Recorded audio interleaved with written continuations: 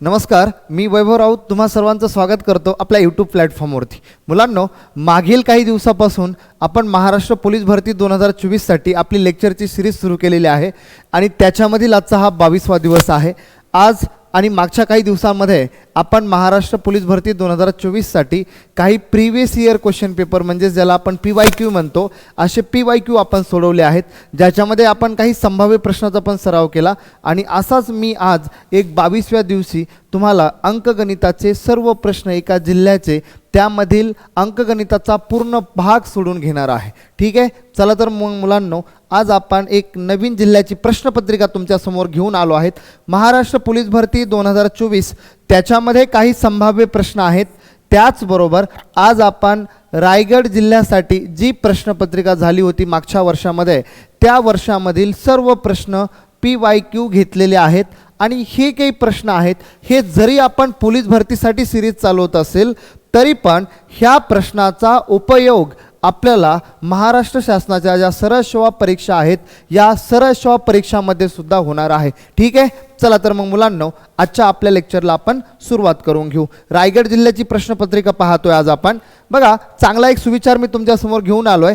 काही जास्त अपेक्षा नसाव्यात जीवनात, फक्त आजचे आपले पाऊल.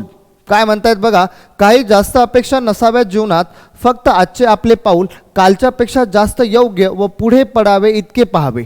जास्त अपेक्षा नसतील तरी चालेल तुमच्या, पण तुम्ही काल काय करताय त्याच्यापेक्षा आजचा दिवस एक पावलाने पुढे असायला पाहिजे. म्हणजे काय, काल समजा तुम्ही काही ना काही चांगली गोष्ट केली आहे त्याच्यापेक्षा आज जास्त प्रकारे मेहनत करा, म्हणजे तुम्हाला यश येऊन जाईल. ठीक आहे, आजच्या रायगड जिल्ह्यामधील पहिला प्रश्न आपल्यासमोर येतोय. बघा, पहिला प्रश्न, रायगड जिल्ह्याची प्रश्नपत्रिका पाहतोय आपण मागच्या वर्षी झालेली आणि याच्यामधील आपण अंकगणिताचे PYQ पाहतोय. मुलांनो, पहिला प्रश्न आहे. पहिल्या प्रश्नामध्ये ते काय म्हणतायत आपल्याला, पहिल्या प्रश्नामध्ये ते असं म्हणतायत, 6 अंकी सर्वात मोठी व सर्वात लहान संख्या यांची बेरीज किती. एकदम सोपा आणि एकदम भंगरी प्रश्न आहे. काय म्हणतायत, 6 अंकी मोठी संख्या, 6 अंकी लहान संख्या. 6 अंकी सगळ्यात मोठी संख्या म्हणजे आपण असं म्हणू शकतो 9 किती वेळा, 6 वेळा. 3 4 5 6 झालं, 9,99,999 ही झाली सर्वात मोठी संख्या. आणि लहान संख्या जर विचार केली तर लहान संख्या मग आपण फक्त एकाच्या पुढे शून्य लावायचे. 1 2 3 4 5 झाली का, 6 अंकी झाली. यांची बेरीज ही सर्वात मोठी संख्या आहे 6 अंकी आणि ही सर्वात लहान आहे 6 अंकी. याच्यामध्ये जर आपण इथं विचार केला तर 9ला 9 आहे, 9ला 9 येईल, 9ला 9 येईल, 9ला 9 येईल, 9ला 9, 9 1 10 हे उत्तर तुमचं असायला पाहिजे. 109 99 99 109 99. पर्याय क्रमांक 1. 6 अंकी सर्वात मोठी संख्या आणि 6 अंकी सर्वात लहान संख्या यांची आपल्याला बेरीज विचारली होती. हा आपला पहिला प्रश्न होता. दुसऱ्या प्रश्नामध्ये बघा, दुसरा प्रश्न तुमच्या समोर आहे. एका शाळेची सहल मुंबई येथे जाणार आहे. ते असं आपल्याला म्हणतायत, एक शाळा आहे जिची सहल मुंबई या ठिकाणी जाणार आहे आणि एका मुलाचा सहलीचा खर्च. जर मुंबईला सहल जाणार आहे, तुम्ही पण लहानपणी 5वीपर्यंत सहलीला गेलेले असताल किंवा आताही काही ट्रिप वगैरे तुम्ही काढत असाल तर ते आपल्याला असं म्हणतायत, सहल मुंबईला जाणार आहे आणि एका मुलाचा सहलीचा खर्च 950 रुपये आहे. पर विद्यार्थी, एका विद्यार्थ्याला 950 रुपये लागत आहेत.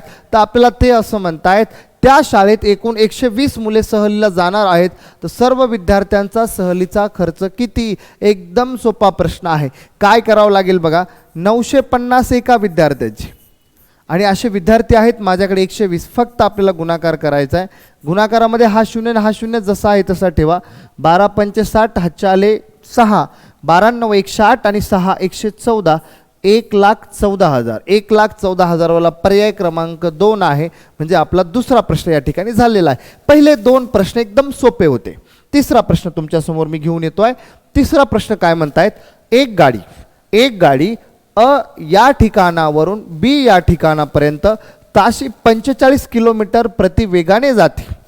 A जाग्यावरून तुम्हाला B जागेवरती जायचं आहे. म्हणजेच मी असं म्हणू शकतो, A ठिकाणावरून तुम्हाला B ठिकाणावरती जायचं आहे. इकडून गाडी जात असताना ती जातीये 45 किलोमीटर प्रति तास. गाडीचा जो वेग आहे तो वेग आहे 45 किलोमीटर प्रति तास. म्हणजे एका तासाला गाडी आपली 45 किलोमीटर प्रति तास जाणार आहे.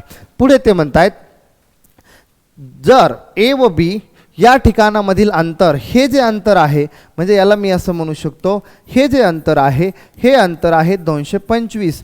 तर आपल्याला विचारलं आहे तर गाडी एला बी वरून ए आणि बीला पोहोचायला किती तास वेळ लागेल.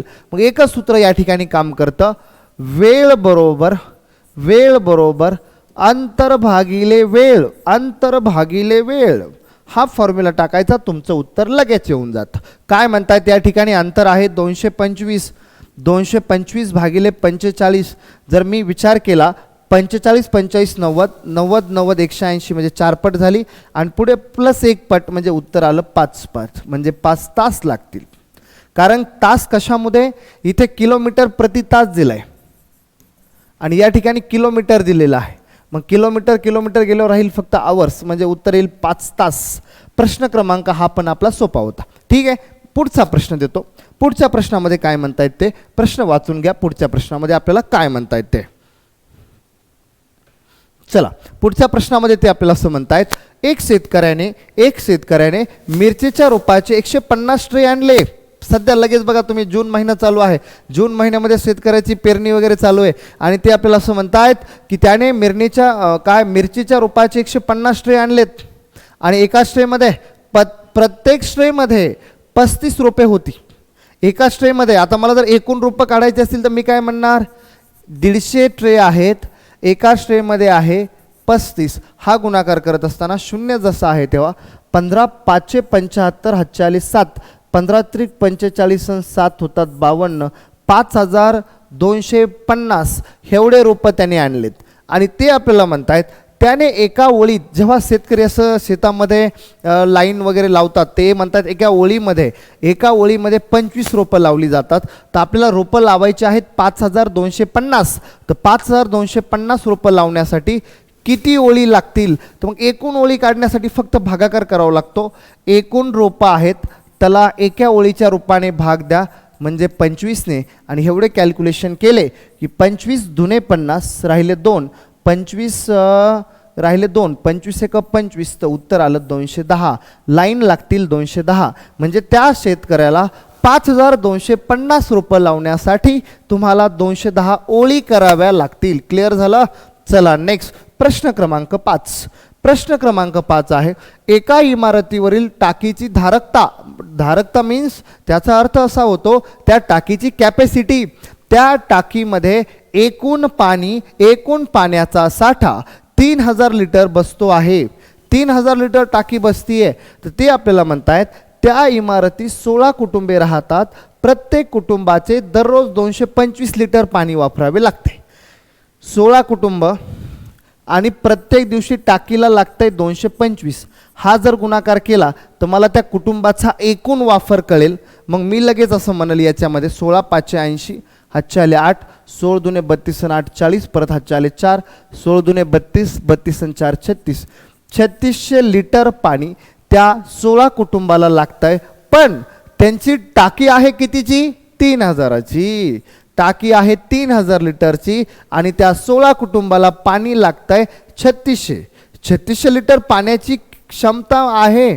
3600 लिटर पाणी तुम्हाला लागतंय आणि तुमच्याकडे पाणी अवेलेबल आहे 3000, म्हणजे तुम्हाला 600 लिटर कमी पडणार आहे. म्हणून प्रश्न क्रमांक 5 याचा पर्याय होणार डी. चला नेक्स्ट पुढचा प्रश्न. चांगले प्रश्न आहेत. एका वर्तुळाचे सर्व व्यास समान लांबीचे असतात हे विधान. वर्तुळ काढतो मी. वर्तुळ आहे, वर्तुळाच्या मध्ये हा केंद्रबिंदू आहे, ही आहे त्रिज्या. अशी जर काढली आणि व्यास इथे बघा, वर्तुळाचा व्यास तुम्ही वेगवेगळ्या पद्धतीने कोणताही कुठूनही व्यास काढा.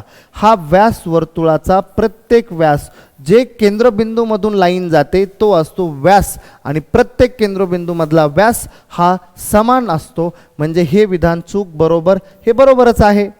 सगळं बरोबर असतंय, त्याच्यामध्ये सगळा व्यास समान लांबीचा असतो.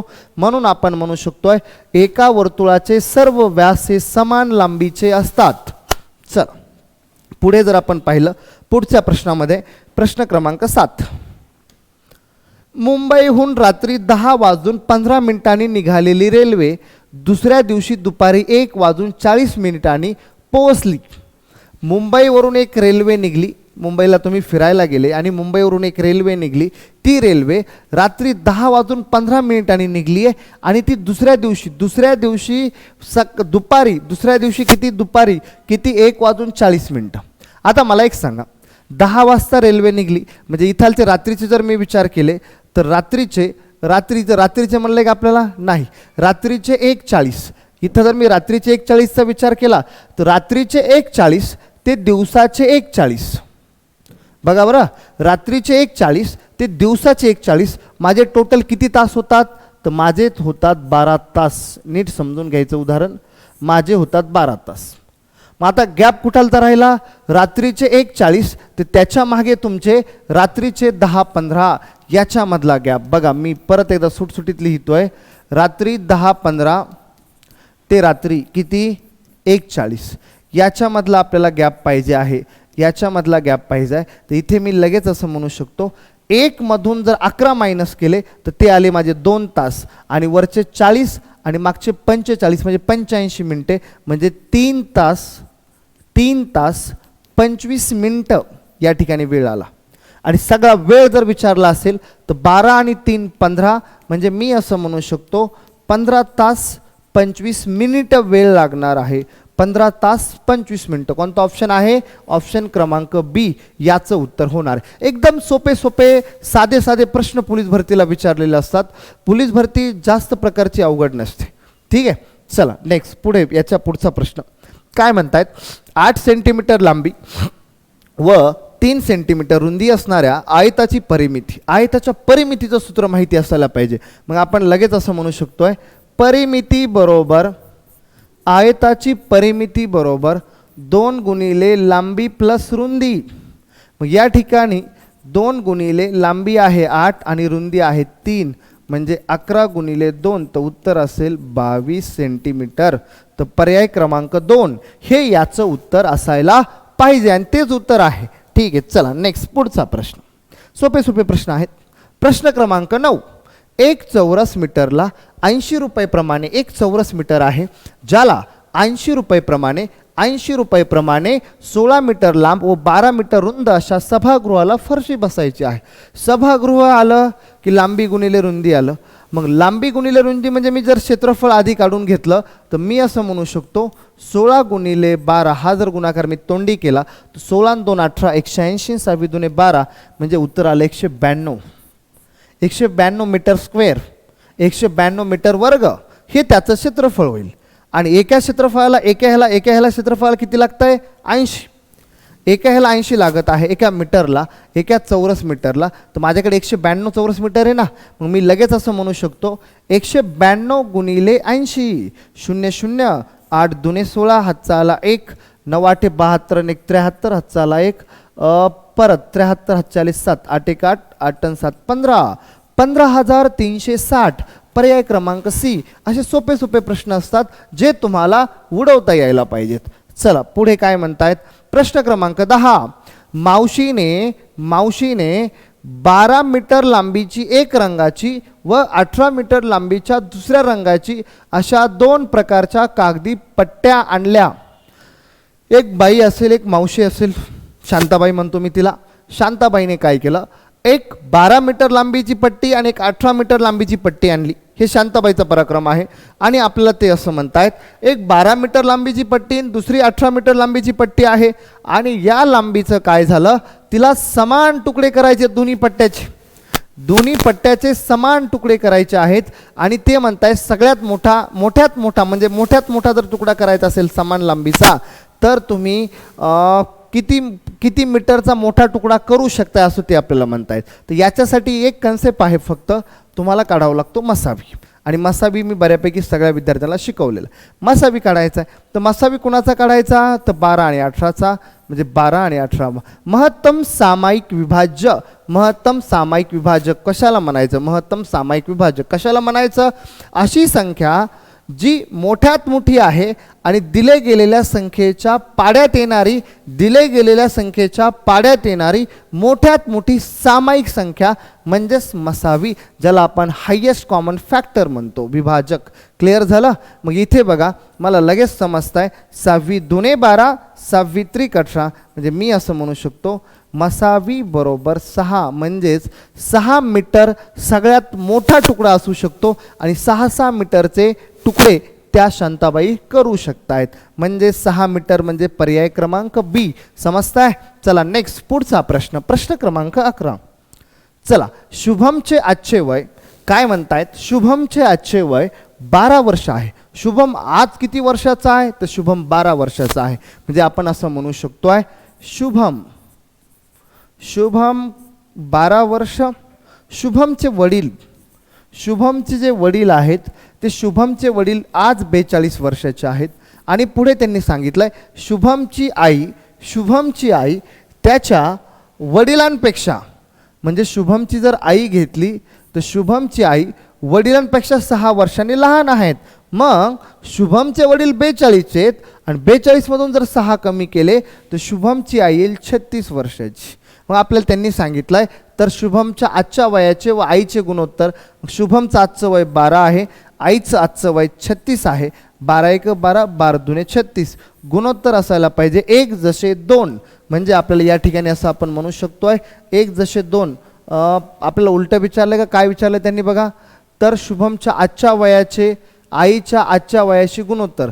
तर शुभमचं आजचं वय विचारलं होतं 12×36 म्हणजे 1/3 म्हणजे 1:3 या प्रमाणात त्याचं उत्तर येऊ शकतंय. चला प्रश्न क्रमांक 12. सोहमला त्याच्या वाढदिवसाच्या दिवशी, जेव्हा तुमचा बर्थडे असेल त्या दिवशी खूप सारे मुलं ऑनलाईन ऑफलाईन स्वरूपात सोशल मीडियाच्या माध्यमातून तुम्हाला शुभेच्छा देत असतात आणि तसाच काहीसा प्रकार इथे झालेला आहे. सोहमला त्याच्या वाढदिवसाच्या दिवशी काय म्हणतायत? सोहमला त्याच्या वाढदिवसाच्या दिवशी 40 मेसेजेस आलेत. टोटल मेसेजेस किती इथं 40 आणि 40 पैकी 80% मेसेजेस वाढदिवसाच्या शुभेच्छा देणारे होते. पर्सेंटेजमध्ये दिले ते आपल्याला असं म्हणतायत की 100% कोणत्याही एखाद्या संख्येचे 100% म्हणजे 40 आणि ते आपल्याला असं म्हणतायत 40 मेसेजेस होते. 40 मेसेजेसपैकी 80% हे त्याला शुभेच्छा देणारेच मेसेज होते. मग राहिलेले 20% मेसेजेस हे त्याला शुभेच्छा न देणारे असतील. म्हणजे आपण लगेच असं म्हणू शकतोय 40 मेसेजेस आहेत आणि या 40 मेसेजेसपैकी फक्त 20%, मग तुम्ही लगेच म्हणता येईल 8 मेसेजेस हे त्याला फालतू असतील, त्याच्या आयटमने केलेले असतील, त्याच्या मैत्रिणीने केले असतील, कोणी ना कोणी मेसेज केले असतील. पण मला वाटतं त्याची जर मैत्रीण असेल जवळची तर ती बड्डेलाच विश करून फालतू मेसेज करणार नाही त्या दिवशी. ठीक आहे, चला म्हणजेच पर्याय क्रमांक बी हे त्याचं उत्तर असू आहे. चला नेक्स्ट पुढचा प्रश्न. पुढचा प्रश्न क्रमांक आहे 13. काय म्हणतायत मीनाबाई बघा आपल्याला. ते असं म्हणतायत मीनाबाईंनी ठोक व्यापाऱ्याकडून 30 साड्या आणल्या. मीनाबाईचा साड्याचा व्यवसाय असेल आणि या मीनाबाईने काय केलं 30 साड्या घेतल्या आणि 9,750 रुपयाला जी खरेदी किंमत आहे ती आपल्याला दिलेली 9,750. मग मला एका साडीची किंमत जर काढायची असेल तर भागिले मी 30 केलं तर मी लगेच म्हणू शकतो 00 3 त्रिक 9 300 आणि 3 दुणे 6 325 रुपये ही आली माझी खरेदी किंमत. साडीची खरेदी किंमत आली. आणि पुढे ते मला असं म्हणतायत सर्व साड्या त्यांनी 460 रुपयाला विकल्या. मग या ठिकाणी जर विचार केला मी तर माझी जी खरेदी किंमत आहे, माझी खरेदी किंमत मला माहिती आहे. माझी खरेदी किंमत आहे 325 रुपये. माझ्या साडीची विक्री किंमत मला माहिती आहे. माझी विक्री किंमत आहे 460 रुपये. आणि जेव्हा विक्री किंमत जास्त असते खरेदी किमतीपेक्षा तेव्हा होत असतो नफा. मग मी असं म्हणू शकतो नफा ह्या दोघांमधला नफा आहे 460 -325 400च्या मागे 75 आणि पुढे जर विचार केला तर पुढे 60 आणि 75 होता 135 रुपयाचा नफा एका साडी मागे होतोय.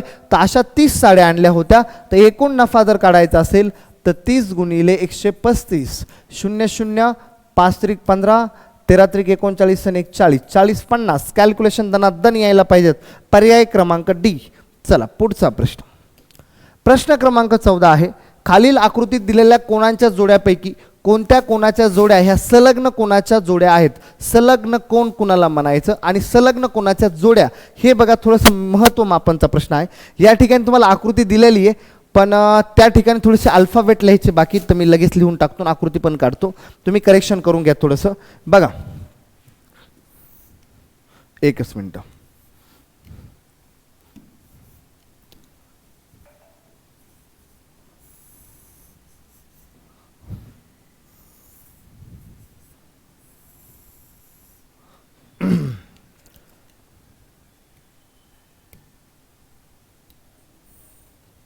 एक, दोन, तीन, चार मध्ये 4 कोण आहेत. 1, 2, 3, 4. शिरोबिंदू आहे यम. पुढे जर पाहिलं तर एन आहे, एनच्या नंतर आर आहे, आरच्या नंतर एस आहे, क्यू आहे, टी आहे आणि पी आहे. ठीक आहे, चला. आणि आपल्याला असं म्हणलंय, म्हणजे सेम तेच आहे, फक्त इथे अल्फाबेट द्यायचे माझे बाकी होते. ते असं म्हणतायत संलग्न कोणाच्या जोड्या. आता संलग्न कोण कुणाला म्हणायचं मी तुम्हाला सांगतो. संलग्न कोणामध्ये काय काय असतं, त्यांचा सामायिक शिरोबिंदू असायला पाहिजे. सामायिक शिरोबिंदू, शिरोबिंदू म्हणजे हा यम आहे, हा सामायिक शिरोबिंदू असायला पाहिजे. महत्त्वाचे पॉईंट बघा, पहिला जर पॉईंट म्हणलं तर सामायिक शिरोबिंदू, मी ह्याला चांगलं लिहून देतो, सामायिक शिरोबिंदू, सामायिक शिरोबिंदू असायला पाहिजे. दुसरा जर पॉईंट याच्यामध्ये आपण काढला तर एक भुजा सामायिक असायला पाहिजे. एक भुजा सामायिक. आणि 3 नंबरचा आहे ते विभिन्न अंतर्भाग. 3 नंबरचा पॉईंट ह्या पेनाने ओळखू येत नसेल तर पेन चेंज करून घेतो. काय म्हणतायत, विभिन्न अंतर्भाग, विभिन्न अंतर्भाग. बघा, हे 3 पॉईंटच्या आधारे आपल्याला सांगता येतं की कोण हा संलग्न कोण आहे का नाही. कसं ओळखायचं, सामायिक शिरोबिंदू असला पाहिजे, सामायिक शिरोबिंदू पाहिजे. जसं की मी या ठिकाणी म्हणू शकतो कोण आर यम यस. बघा, कोण आर यम यस. तसंच जर मी असं म्हणलं कोण यस यम क्यू, तर कोण आर यम यस मध्ये आणि कोण यस यम क्यू मध्ये यम हा सामायिक शिरोबिंदू आहे. दुसरा मुद्दा ते असं म्हणतायत एक भुजा सामायिक पाहिजे. एक भुजा सामायिक पाहिजे म्हणजे मी असं म्हणू शकतो कोण एन यम आर याची दिशा, आणि पुढे जर मी असं म्हणलं कोण आर यम यस, याच्यामध्ये भुजा यम आणि आर ही सामायिक आहेत दोघांमध्ये, म्हणजे एक भुजा सामायिक असायला पाहिजे. आणि दुसरा मुद्दा विभिन्न अंतर्भाग. विभिन्न अंतर्भाग म्हणजे हा भाग 2 कोणाचा वेगवेगळा असायला पाहिजे. दोन्ही कोण एकात एक मर्च नाही झालेले पाहिजेत, दोन्ही कोण हे वेगवेगळे असायला पाहिजेत. मग मी लगेच पहिला मुद्दा घेतो. पहिल्या मुद्द्यामध्ये त्यांनी आपल्याला सांगितलंय कोण पी एम क्यू, कोण पी एम क्यू. आता पी कुठे माझा, हाय बघा, मी व्यवस्थित लिहितो. पी एम क्यू म्हणजे माझा हा कोण झाला, कोण पी एम क्यू. मी पहिला ऑप्शन घेतला. ते काय म्हणतायत व कोण आर एम क्यू. आता आर कुठे माझा, आर एम क्यू. हे बघा, हे 2 कोण. पहिला ऑप्शन, पहिला ऑप्शन मी चांगला चेक करतो. याच्यामध्ये मला ऑप्शन नाही जाता येतं बरं का, ऑप्शन नाही जाता येतं. ऑप्शन नाही गेलो तुम्ही दनादन उडून टाकेल, पण तुम्हाला समजून सांगतो, चांगली कन्सेप्ट आहे. कोण कोण P M Q, P M Q हा माझा कोण आहे याच्यामध्ये, आणि कोण आर एम क्यू, कोण आर